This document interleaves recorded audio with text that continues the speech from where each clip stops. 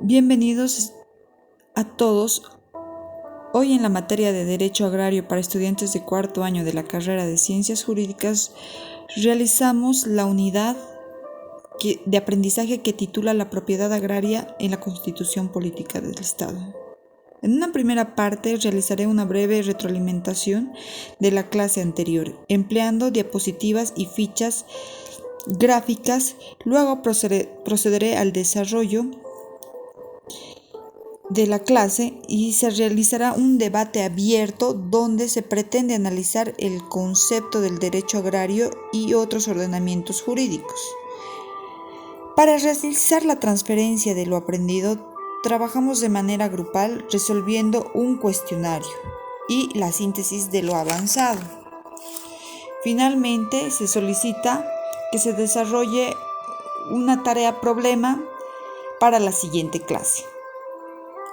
Gracias y continuamos con la breve síntesis del tema anterior. En el tema anterior llevamos las garantías, propósitos y objetivos de la Ley 1715. Como se puede observar en las fichas gráficas de la clase anterior. Gracias.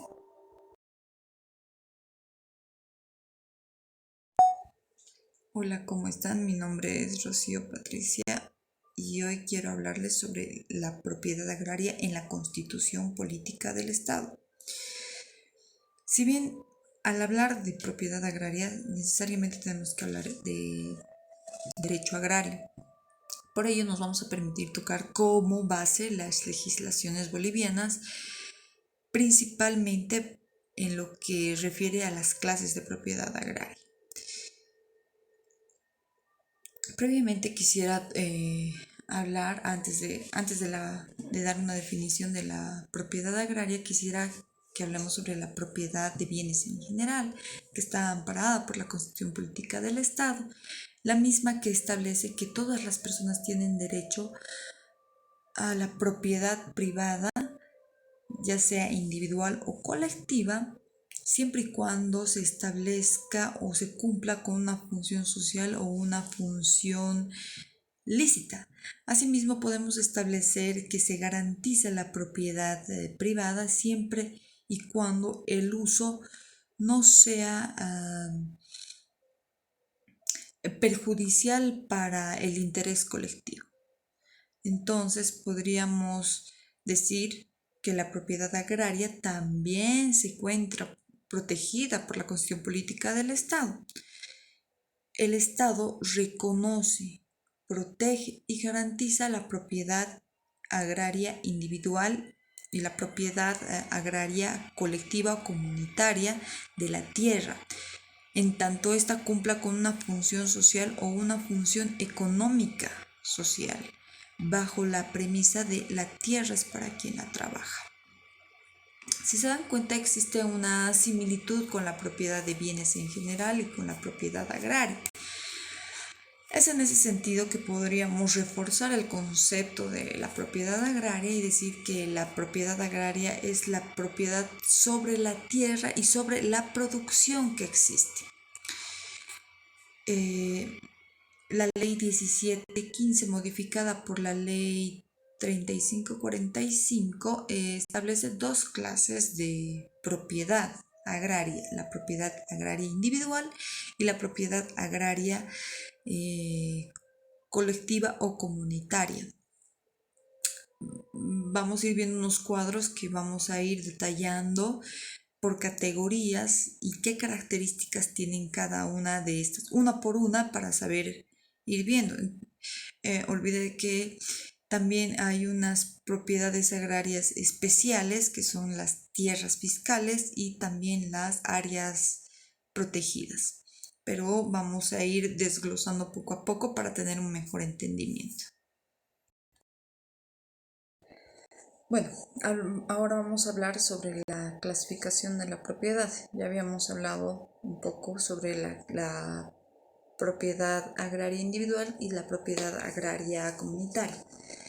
La propiedad agraria individual se divide, la ley establece todavía el solar campesino, Pero cabe recalcar que en la aplicación, en el proceso de saneamiento, ya como figura, el solar campesino ya no se aplica. Entonces continuamos con destacaríamos que la propiedad agraria individual sería la pequeña propiedad, la mediana propiedad y la empresa agrícola.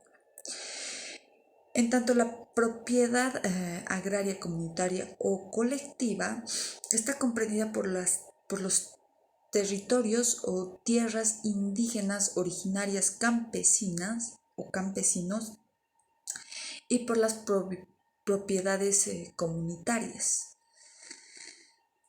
En los cuadros vamos a ir recalcando vamos a ir avanzando poco a poco cómo y en qué consiste cada una de estas propiedades para tener una mejor comprensión de cada una de estas. Continuamos con la la clasificación de la propiedad agraria en Bolivia.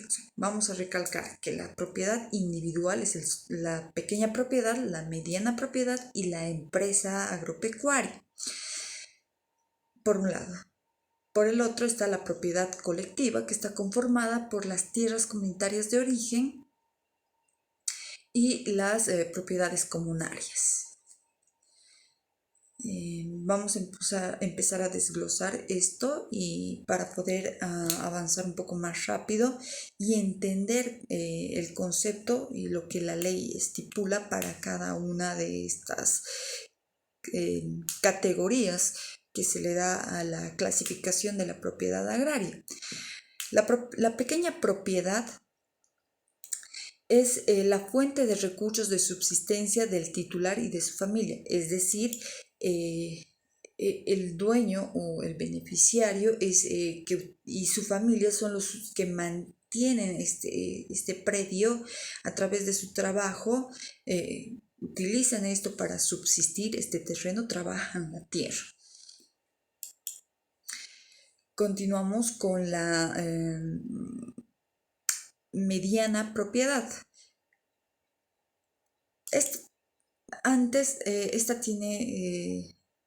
La pequeña propiedad tiene unas características que vamos a detallar que son fundamentales. Constituye la pequeña propiedad el patrimonio familiar, es indivisible, es inembargable,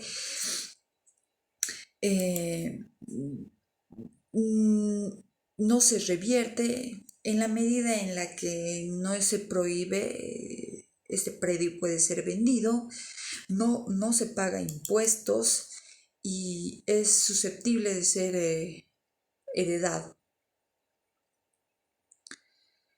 La mediana propiedad, ahora hablamos. La mediana propiedad,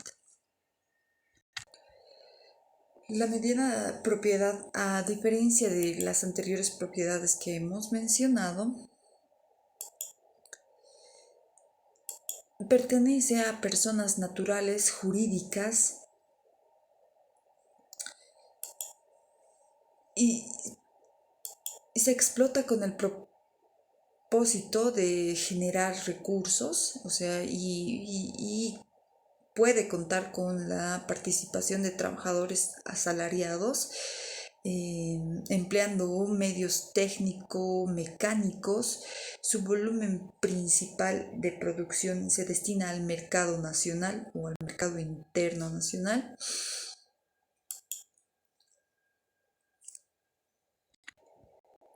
En tanto como la empresa agrícola, como otro modelo de propiedad agraria, va a pertenecer a personas naturales o también a personas jurídicas, se va a explotar con un capital suplementario a través del empleo de medios técnicos modernos, contando con la participación de trabajadores asalariados. Va a existir la presencia de maquinaria moderna para la producción. La producción no solo va a estar destinada al mercado interno, sino también y principalmente al mercado internacional. Bueno, de ambas, como tanto la mediana propiedad como la empresa agrícola, sus características son que ambos son medio de alto de ingreso económico con una alta inversión de recursos.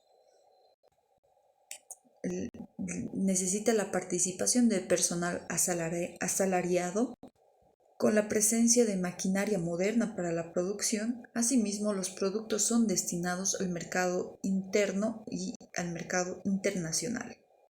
Esta propiedad puede ser vendida, puede ser hipotecada y por tanto puede ser embargada.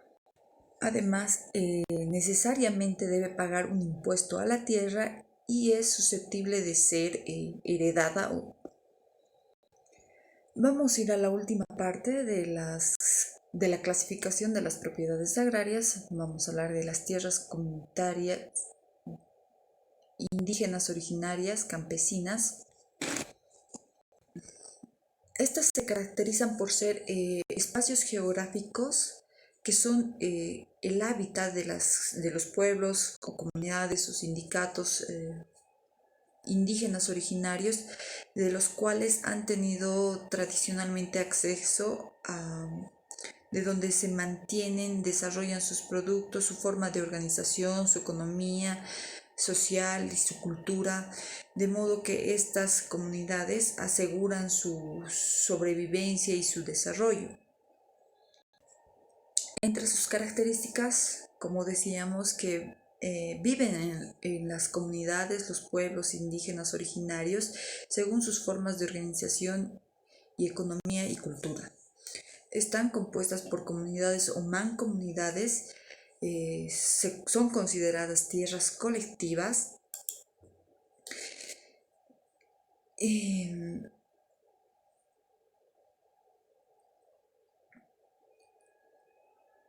estas pues, se caracterizan por ser inalienables o que no pueden ser transferidas, no se dividen, son inembargables y imprescriptibles, o sea, el tiempo no se van a concluir, no pagan impuesto a la tierra y más son susceptibles de transferencia o por herencia. Ahora vamos a hablar de la propiedad comunaria, que sería la parte final. Son aquellas predios titulados colectivamente a nombre de los sindicatos o de las comunidades campesinas. Es una fuente de subsistencia de los propietarios o que sería una comunidad. Pertenecen a las comunidades, únicamente a las comunidades, no así a una persona de manera individual. Entonces podríamos destacar como características de estos predios individuales, como ya habíamos hablado. Entonces estas tierras están compuestas por comunidades, son inalienables, no se pueden vender, no se pueden dividir, son inembargables, imprescriptibles, no pagan impuestos, no se revierten y no son susceptibles de herencia. Ahora vamos a hablar de las propiedades agrarias especiales. Yo les había comentado que son las tierras fiscales y las áreas protegidas. Cuando hablamos de áreas protegidas nos referimos a parques nacionales, etc. Bueno, continuando con las propiedades especiales, hablamos de las tierras fiscales. Las tierras fiscales son espacios geográficos administrados por el Estado que no tienen asignados derechos propietarios. Son entregados para que estos, a personas naturales o jurídicas, para que estos puedan cumplir con una función social o una función económica social. Y las áreas protegidas son espacios territoriales de riqueza natural distintos y exclusivos donde se mantiene un ecosistema, la biodiversidad natural, forman parte del patrimonio cultural y natural de un país. Podríamos decir que podríamos encontrar ahí fauna, recursos naturales, ecosistemas naturales, valores fauna natural con valores históricos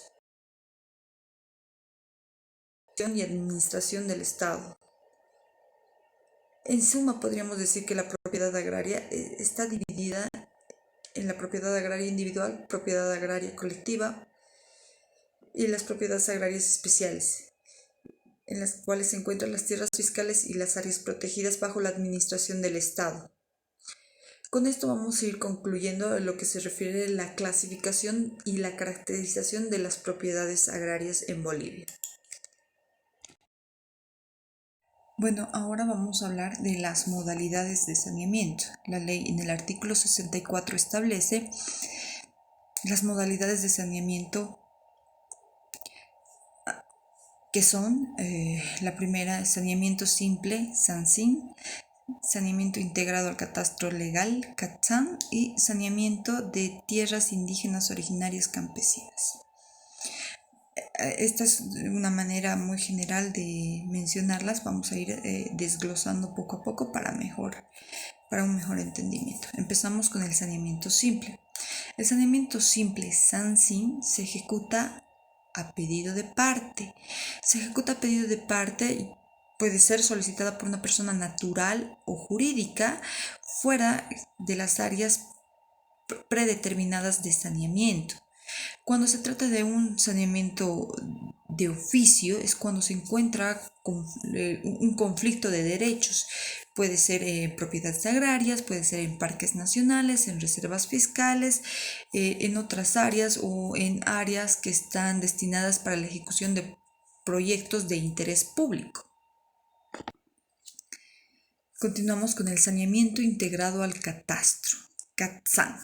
Se ejecuta de oficio en áreas catastrales definidas por el INRA, con la aprobación de las comisiones agrarias departamentales. Se entiende por catastro legal el sistema de registro público de las propiedades agrarias en el que se hace constar datos relevantes de la propiedad agraria y derechos que recaen sobre esta propiedad agraria, así como por ejemplo la superficie, su ubicación, colindancias, quiénes son los beneficiarios. Las áreas a catastrar tienen que ser necesariamente aprobadas por el Instituto Nacional de Reforma Agraria.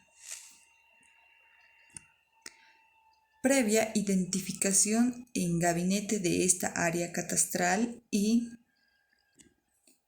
luego de la verificación e identificación de los procesos agrarios y títulos comprendidos en el área de saneamiento,